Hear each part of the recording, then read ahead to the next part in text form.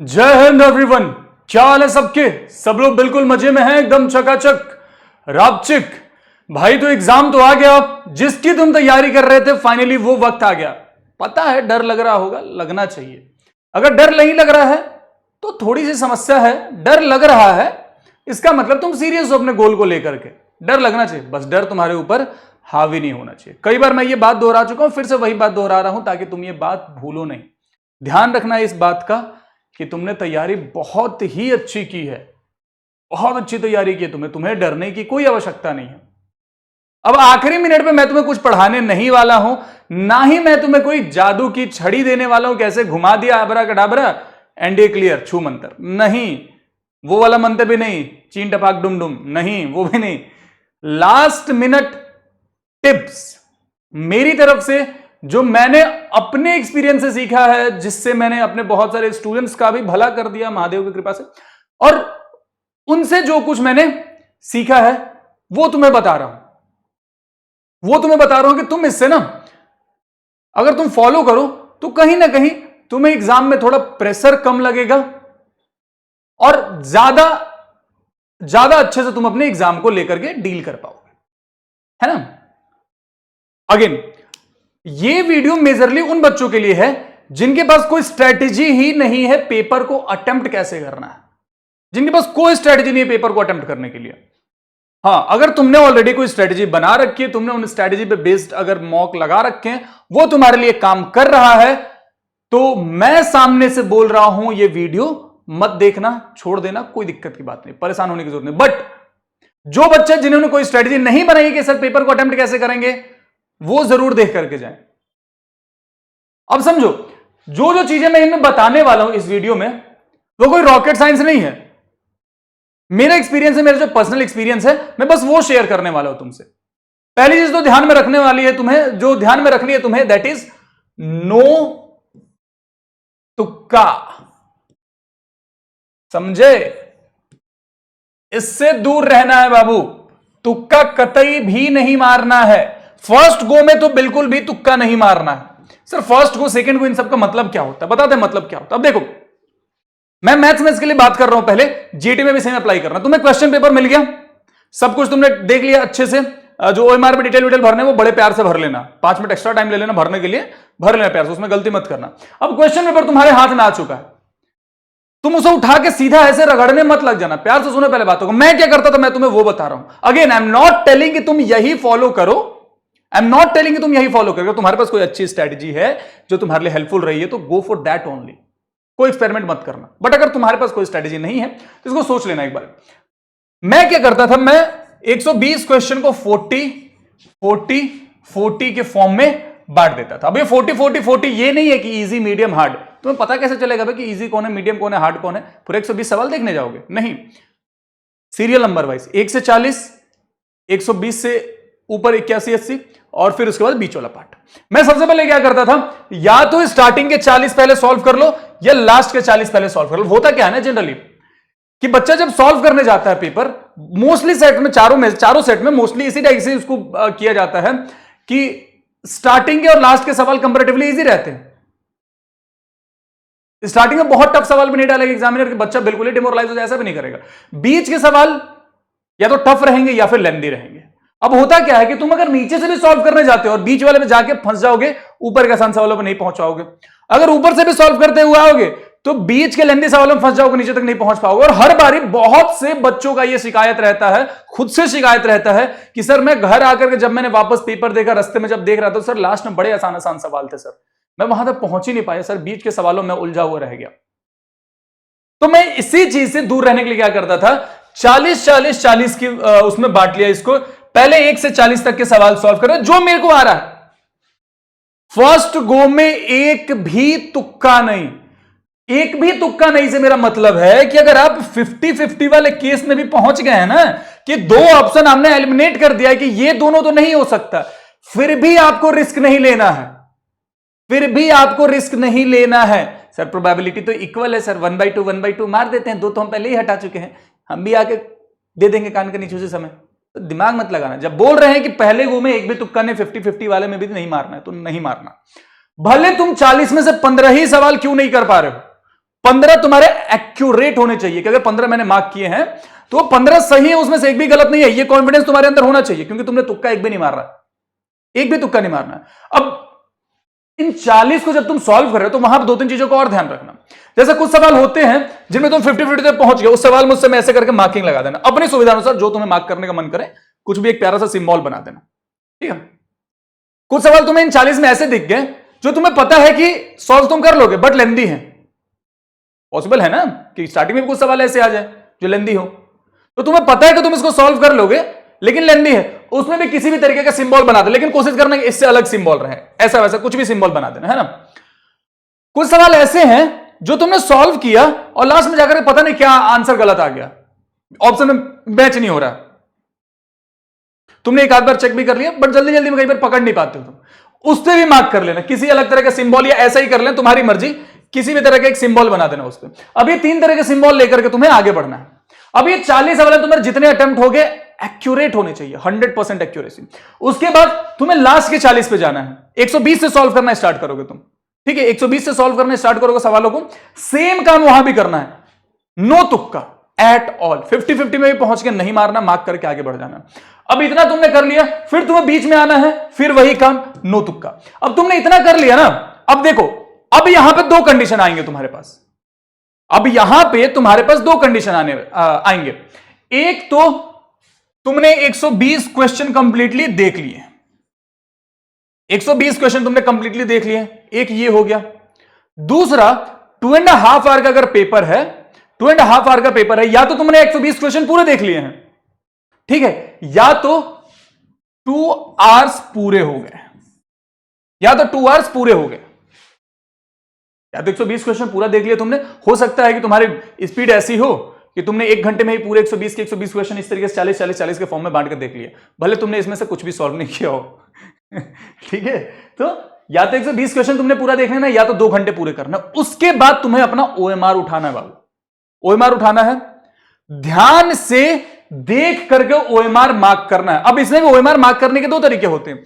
एक, मैं जैसे करता था हर बारी, मैं OMR हमेशा लास्ट में ही कलर करता था, हमेशा लास्ट में। कुछ बच्चे ऐसे होते हैं कि सॉल्व किया उस समय मार्क कर दिया, सॉल्व किया मार्क कर दिया, सॉल्व कर दिया मार्क कर दिया।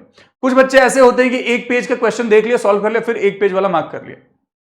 ये अलग अलग कॉल होता है। अगेन जो तुम्हारे लिए बेस्ट हो तुम वैसे करना। मैं अपना बता रहा हूं जो मैं करता था, मैं लास्ट में ही करता था, या तो 2 घंटे पूरे हो जाते थे, या तो 120 क्वेश्चन मैं देख लेता, तब मैं सॉल्व अपना उसको गोला करना स्टार्ट करता था। अब ध्यान से गोला करने में बिल्कुल भी कोई कोताही नहीं करनी, बिल्कुल ध्यान से गोला करना, एक एक मिला के। जैसे क्वेश्चन नंबर 1 तुमने देखा, क्वेश्चन नंबर 1 का डी है, तो बड़े प्यार से डी पे ऐसे करके रखना, उसको ध्यान रखना, बिल्कुल अच्छे से करना। कोशिश करना कि थोड़ा सा भी बाहर ना निकले, कोशिश करना कि गलती से किसी और गोले को भी टच ना हो, कोशिश करना कि पूरा कवर हो जाए। ऐसा नहीं कि उसका पार्ट व्हाइट दिख रहा है, आधा ही कलर हुआ, जल्दबाजी नहीं, अच्छे से। फिर 2 का सी है तो 2 का सी करना है, 3 का अगर डी है तो 3 का डी करना है। ऐसा सोच रहे हो क्या सर आप ऐसे क्यों बोल रहे हैं कि डी सी फिर डी, आपने बी ए क्यों नहीं, आपने आंसर देख लिया क्या पहले ही? ऐसा कुछ नहीं है, मैं एग्जांपल दे रहा हूं। हो सकता है कि किसी सेट में यही रहे कि क्वेश्चन नंबर 1 का डी हो, ऑप्शन नंबर 2 का सी हो, क्वेश्चन नंबर 3 का डी हो, तो कोई हमको ये नहीं बोलेगा कि सर आपको पहले ही से कैसे पता था। ठीक है, तो मैं एग्जांपल दे रहा हूं कि आपको ऐसे करना, बड़े प्यार से आपको मार्क करना चीजों को। अब जब आपने पूरे 120 के 120 क्वेश्चन जितने आपसे बने आपने मार्क कर लिया, हार्डली इट विल टेक, मैं बताऊं कितना टाइम लगेगा? Hardly it will take 10 to 15 minutes, hardly 10 minute 15 minutes. बहुत प्यार से तुमने किया भी। अगर तुमने 2 घंटे लगा दिए 120 क्वेश्चन देखने में, उसके बाद तुम ये काम कर रहे हो, तुम्हारे पास अब भी 15 मिनट बचे हैं, तुम्हारे पास अब भी 15 मिनट बचे हैं ना। अगर तुमने 120 क्वेश्चन मान लो कि 1.5 घंटे में देख लिया, फिर तुम्हारे पास तो बहुत वक्त है, बहुत ज्यादा वक्त है। अब आगे क्या करें सर? अब आगे एक बार जितनी जल्दी हो सके काउंट कर लो कि तुमने कितने अटेम्प्ट किए। एक बार फटाफट से काउंट करोगे तुमने कितने अटेम्प्ट किए हैं। अब अटेम्प्ट तुमने कितने किए हैं इस पे डिपेंड करेगा कि अब तुम्हें कहां रिस्क लेना है या रिस्क नहीं लेना है। जैसे कि मान लेते हैं वर्स्ट सिनेरियो की पहले बात कर रहे थे, पहले हम वर्स्ट सिनेरियो की बात कर लेते हैं कि तुमने ना बाबू 25 सवाल ही अटेम्प्ट किए हैं, या 25 to 30 सवाल के बीच में तुम कहीं लाई कर रहे हो, बस इतने ही तुमसे हो पाए। टाइम कितना बचा है वो बात की बात है, टाइम कितना और बचा है वो बात की बात है। तुमने 25 से 30 क्वेश्चन अटेम्प्ट किए हैं।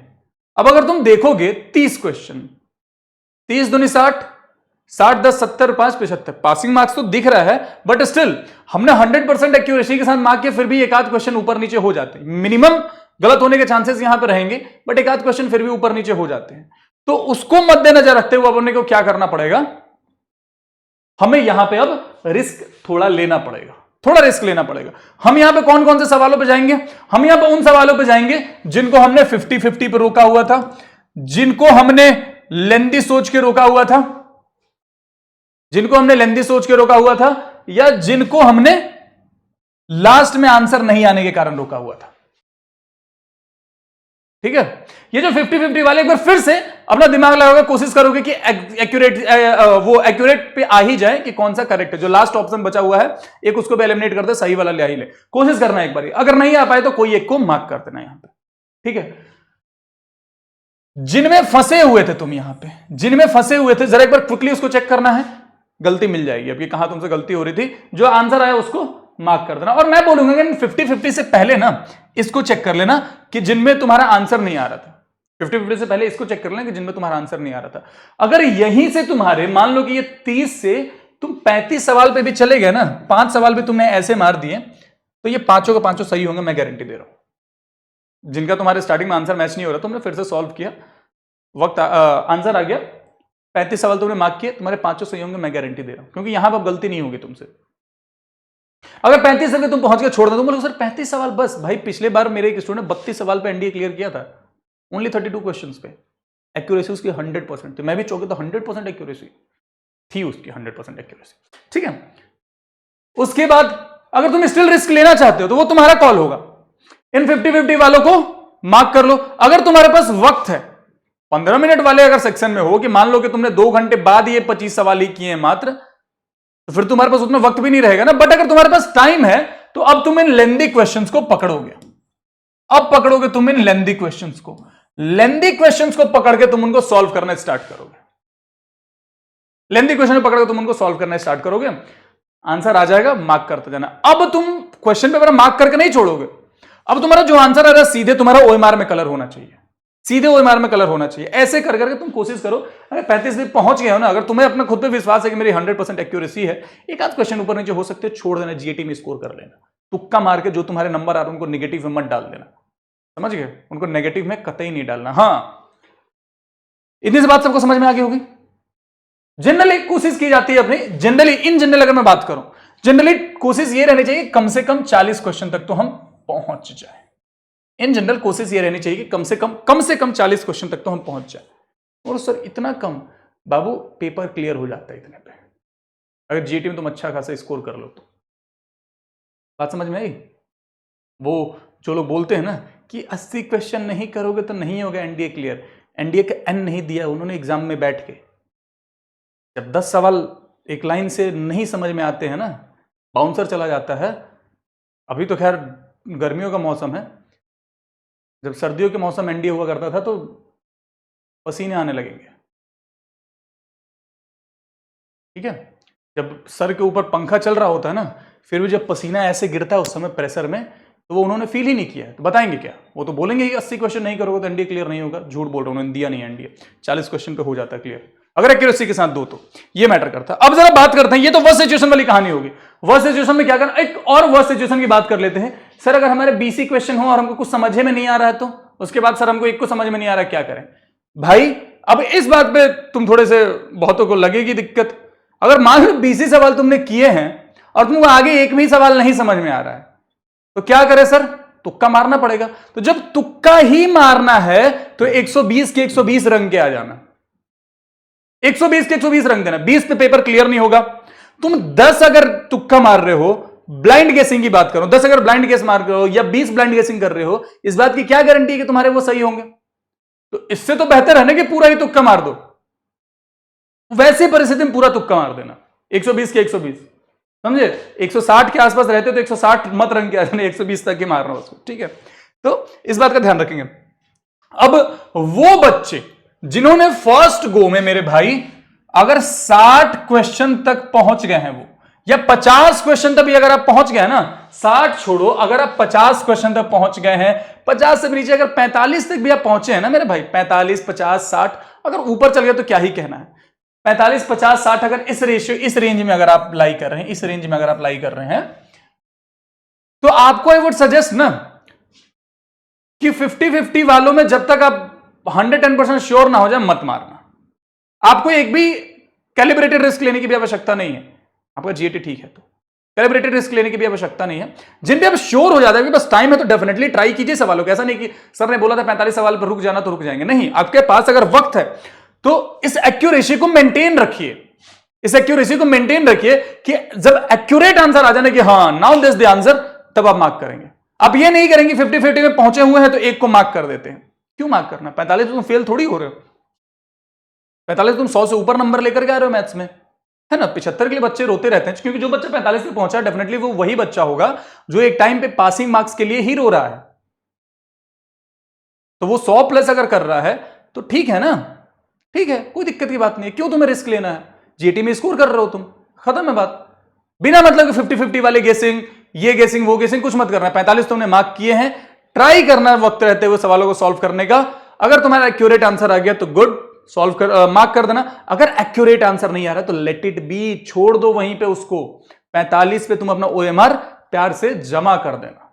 45 से ऊपर भी हो तो कहना ही क्या। अगर कोई बच्चा 70-75 तक फर्स्ट गो में ही चला गया है तो बिना मतलब तुम्हें कुछ तुक्का तुक्की मारने की जरूरत नहीं है। मतलब कहने की सिंपल अगर ब्रीफ में बताऊं, तुक्का नहीं मारना है।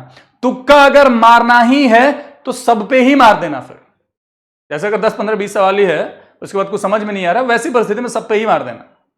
सिंपल चीज है, इस चीज का जरा ध्यान रखेंगे। आगे थोड़ी और चीजों पर जरा बात करें, प्रेशर कैसे हैंडल करें, यह बात करनी बहुत जरूरी है। होता क्या है ना कि कई बारी हम, जैसे क्वेश्चन पेपर हमने देखा, पहले पेज के एक भी सवाल समझ नहीं आया, प्रेशर बढ़ा, कंट्रोल किया। दूसरे पेज देखो, दूसरे पे भी एक भी समझ नहीं आया। अब उस समय हालत खराब होने लगती है, पसीना तरबतर आ रहा है इधर उधर से, पूरा समझ ही नहीं आ रहा है। मतलब ऐसा वो प्रेशर मैंने फील किया है कि एक आध बार मेरे साथ भी ऐसा हुआ है एग्जाम्स में। मैं बैठा हुआ हूं, मेरे को लगातार कुछ सवाल ही समझ नहीं आया, बिल्कुल ही समझ नहीं आया मुझे। मेरे को समझ नहीं आ रहा है कि यार हो क्या रहा है। वैसे परिस्थिति में मतलब बहुत ज्यादा गर्मी, अंदर से गर्मी लगने लगती है, चेहरा वगैरह एकदम लाल पड़ने लगेगा, ऐसा लगेगा चक्कर आ रहा है। ये प्रेशर मैंने फील किया है एग्जाम हॉल में बैठ के। तो वैसे परिस्थिति में मैं क्या करता, मैं चुपचाप क्वेश्चन पेपर बंद कर देता थोड़ी देर के लिए। तुम बोलो क्वेश्चन पेपर बंद? हाँ, मैंने किया है ये बात। क्वेश्चन पेपर बंद करता थोड़ी देर के लिए, पानी की बोतल में हमेशा साथ में रखता था, 2-3 सिप पानी के लिए, आंखें बंद करता थोड़ी, अब सो मत जाना, आंखें बंद करता थोड़ी देर के लिए। जो मेरे आराध्य हैं, मैं जिनको मानता हूं, मैं उनको याद करता था। तुम अगर किसी को मानते हो तुमको याद कर लेना। अगर किसी को नहीं मानते, मान लो तुम क्या बोलते हैं उसको, एथिस्ट बोलते हैं, जो भी बोलते हैं, तुम अगर उसमें आते हो तो कोई दिक्कत नहीं है भाई। अपने पेरेंट्स को तो मानते हो, पेरेंट्स को याद कर लेना, आंखें खोलना, क्वेश्चन पेपर ओपन करना। कोई तो एक चैप्टर रेडी करके गए होगे अच्छे से, कोई एक चैप्टर तो रेडी करके, बाइनरी नंबर रेडी करके गए होगे, कोई भी एक आसान चैप्टर जो तुम रेडी करके गए हो, उसके सवाल ढूंढना एक बारी, उसके पूरे पेपर में सवाल ढूंढना, जहां देखे टक टक टक टक मार्क कर लो उसको। पहले अगर मान लो कि उसके 3 ही सवाल आए हैं ना तुम्हारे पसंदीदा चैप्टर के, पहले वो 3 सवाल सॉल्व कर लो, फिर कोई चैप्टर जो तुम तैयार करके हो पहले फिर उनके सवाल ढूंढो। अब ऐसे करके तुम जब 8-10 सवाल लगा लोगे ना, जब तुम 8 to 10 क्वेश्चन ऐसे ढूंढ ढूंढ के लगा लोगे, अब होगा क्या कि जो तुम्हारा कॉन्फिडेंस का लेवल नीचे आया था वो धीरे धीरे ऊपर आने लगेगा। अब जब ऊपर आने लगेगा ना तो फिर तुम किसी भी सवाल को ट्राई कर सकते हो। अगर नहीं भी होगा तो तुम पे प्रेशर फील नहीं होगा, उसके बाद तुम्हें प्रेशर फील नहीं होगा और सवाल फिर सब्सिक्वेंटली बनने लगेंगे। तो ये तरीका था जिससे मैं प्रेशर हैंडल करता था पेपर में। ऐसा नहीं होता था कि सब कुछ ही आ रहा है पेपर में, नहीं भाई नहीं। अभी मैं देखो, मैं बहुत बहुत खुले दिल से बात करता हूं अभी भी। No matter I am teaching mathematics to you, I am still student of mathematics. मैंने हर बार बोला है और हमेशा बोलूंगा। तो अभी मैं अगर पेपर में बैठ जाऊं ना तो जरूरी नहीं है कि सारे सवाल मुझे उस समय आ ही जाए। और मैं क्या, चाहे कोई भी टीचर आपको पढ़ा रहा है, मैथ्स चाहे कोई भी टीचर आपको पढ़ा रहा है ना, अगर उस एग्जाम के प्रेशर में बैठा रहे, अगर वो बोल दे कि मैं 120 के 120 क्वेश्चन उस समय सॉल्व कर दूंगा लगातार, झूठ बोल रहा है वो। उस प्रेशर में बैठ करके, कंफर्ट ऑफ द होम पे अपन कर लेंगे, बट उस प्रेशर में बैठ करके जब घड़ी की सुइयां से टिक टिक टिक टिक टिक टिक करते हुए आंखों के सामने से गुजर रही है, वक्त गुजर रहा है, दिमाग में ये भी आ रहा है कि ओएमआर भी कलर करना है, दिमाग में ये भी आ रहा है कि इतनी लंबी तैयारी करी थी, दिमाग में फैमिली मेंबर्स आ रहे हैं, दिमाग में सपने आ रहे हैं, तो वो प्रेशर जब चारों तरफ से एक साथ आता है ना, तो उस प्रेशर में सवाल सॉल्व करना डिफिकल्ट होता है। तो प्रेशर किसी के ऊपर भी आ सकता है, ये नॉर्मल है। हैंडल ऐसे करना है, दबना नहीं है उसके नीचे, समझ गए। यही चीज तुम्हें जीएटी में अप्लाई करनी है, सीधे तुक्का नहीं मारना। जीएटी में कुछ रिस्क तो लेना ही पड़ता है, बट स्टार्टिंग में डायरेक्ट तुक्का नहीं मारना। नंबर ऑफ अटेम्प्ट देख के, गिन गुथ के, फिर उसके बाद तुम अपने देखना कि तुम्हें क्या करना नहीं करना है, मैथ्स के लिए क्या करना, होपफुली तुम्हें समझ में आ गया होगा इस वीडियो से। 40-40-40, नो तुक्का, एक्यूरेसी मेंटेन रखनी है, एक्यूरेसी मेंटेन रखनी है, समझे? इस बात का ध्यान रखेंगे। इस प्रोबेबिलिटी में मत पढ़ना सर 4 क्वेश्चन है, 1/4 सही होने के चांसेस है, 3/4 गलत होने के भी, है ना?